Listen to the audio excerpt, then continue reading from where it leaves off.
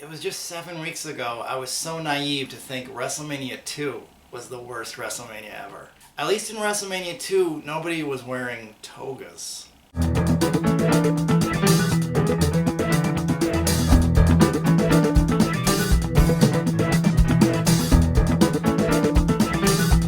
You're watching So Awkward. This is Freddy Krueger saying hi!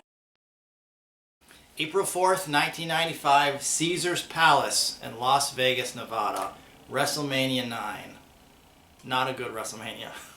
They call it the world's largest toga party. And they really embraced that theme because it was at Caesars Palace. They had a whole ancient Rome thing going on. Everybody was wearing togas. Announcer Howard Finkel kept being referred to as Fincus Maximus. It was just weird. There was no national anthem. Maybe because maybe they didn't think it would fit with the ancient Rome theme. I don't know. WrestleMania IX is notable for being the WrestleMania debut of announcer Jim Ross, who's always great, the greatest wrestling announcer of all time, one of the greatest sportscasters of all time, just overall. So the commentary was by him, Randy Savage, and Bobby the Brain, and it was okay. Their three styles clash a little bit, but Jim Ross is so good, he carried it and made it pretty great. The card wasn't that good. I wouldn't say there were any great matches. There were some matches that were watchable, so I'm hoping that we'll get through this pretty quickly and then we can just move past WrestleMania IX and never talk about it again. It opened with Shawn Michaels defending his Intercontinental title against Tatanka. This one was decent. Shawn Michaels is always good. Tatanka, pretty good. This was a pretty solid match and a good way to open WrestleMania IX, except it's all downhill from here. Tatanka won by countout, but he did not get the title. One interesting fact that I learned while doing a little bit of research for this video, Tatanka was actually Native American. That's how racist wrestling was back then. I just always assumed Tatanka was just like some white guy with a tan, but he was actually Native American.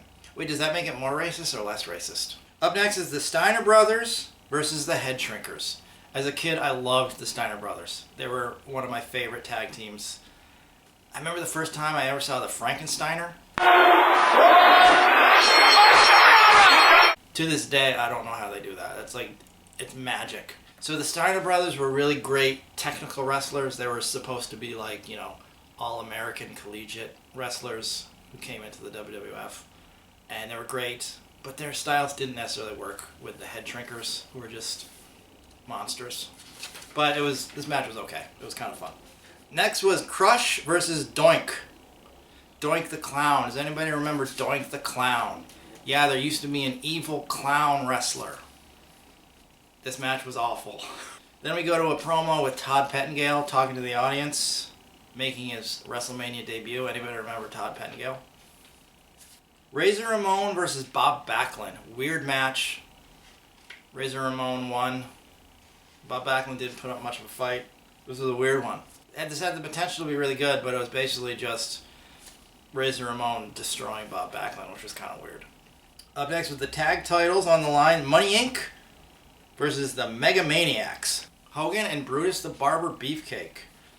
Yeah, this one was not great.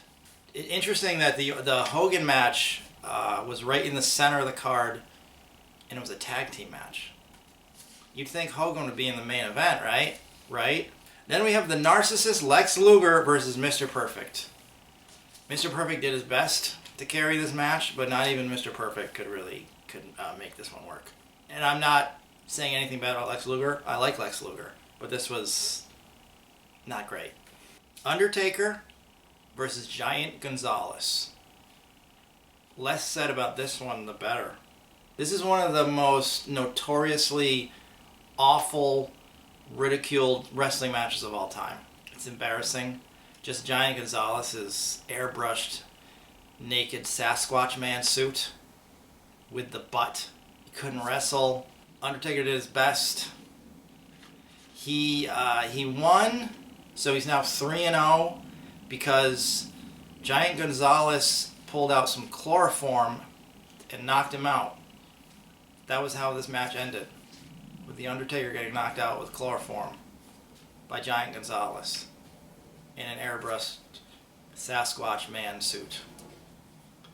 Giant Gonzalez was like a Sasquatch version of Slim Goodbody. Does anybody remember Slim Goodbody? And that brings us to the main event. That was quick. Am I missing any? If I am, I don't care. Yokozuna versus the champion, Bret Hart. It's interesting watching these WrestleManias so quickly after one another, basically a few days to a week after each other, how quickly the titles change. Already Bret Hart is champion, but not for long, because Yokozuna throws salt in his face, blinds him, and pins him. The referee doesn't see it, so he's not disqualified. This match wasn't terrible at first. Yokozuna and Bret Hart are both really good wrestlers. Yokozuna's limited in his move set because of his size, but for like a 500-pound sumo wrestler, he's really agile and really talented. And Bret Hart is he's the best there was. What is it? he's the best. That's his slogan, right? I'm Bret Hart and I'm the best. That's what he used to say. So it started out pretty good and it was kind of fun, but then a really weird ending. And then Hogan comes out to argue or something or to help Bret.